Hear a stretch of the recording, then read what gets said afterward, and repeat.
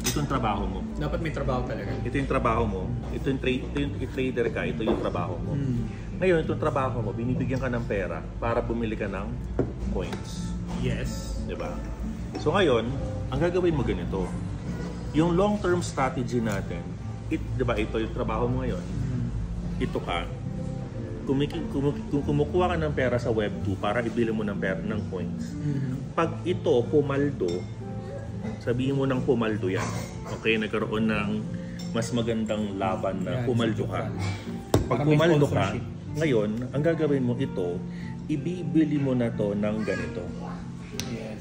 Yung bagong source of income mo, ibibili mo na yan nito. Pag nakabili ka na nito, ito na magbibigay sa'yo ng more coins. Bibili ka na ng money machine.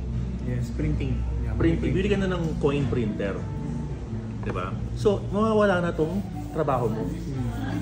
Mawawala na to. Lilipat na to dito. Ito ngayon, ang bibili, passive income mo para bumili ka na ng maraming ganito ulit.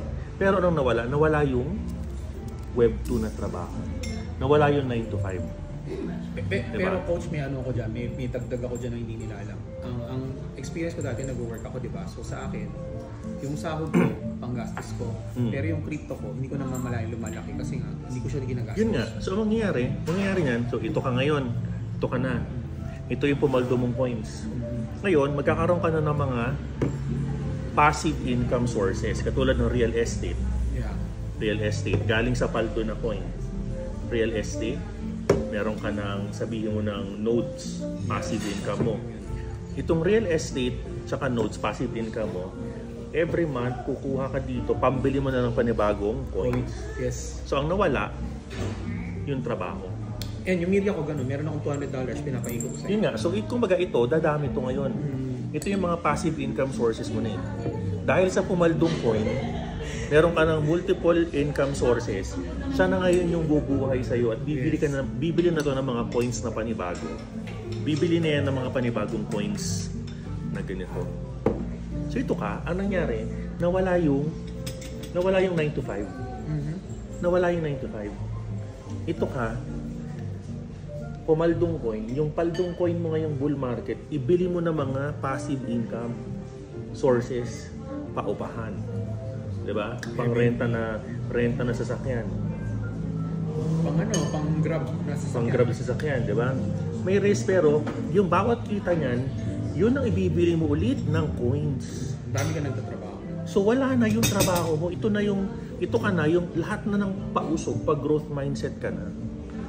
Ganun ang kamerada. Tatanggalin mo yung pinaka source mo before na 9 to 5 lang.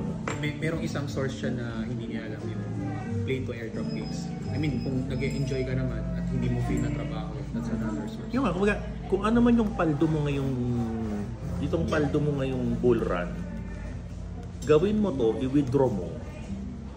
Huwag yung kalimutan mag-withdraw ha. Yes. Kasi alam mo yan, ang laki ng pera mo before, diba?